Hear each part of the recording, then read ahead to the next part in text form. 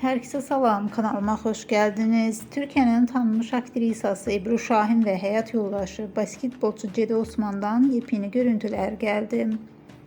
Ebru Şahin paylaşımı sosyal medya hesabında paylaştı. Həmin görüntüler izleyicilerin marağına sebep oldu. Video görüntüye kısa zaman ərzində çox sayda beğeni ve şərh geldi.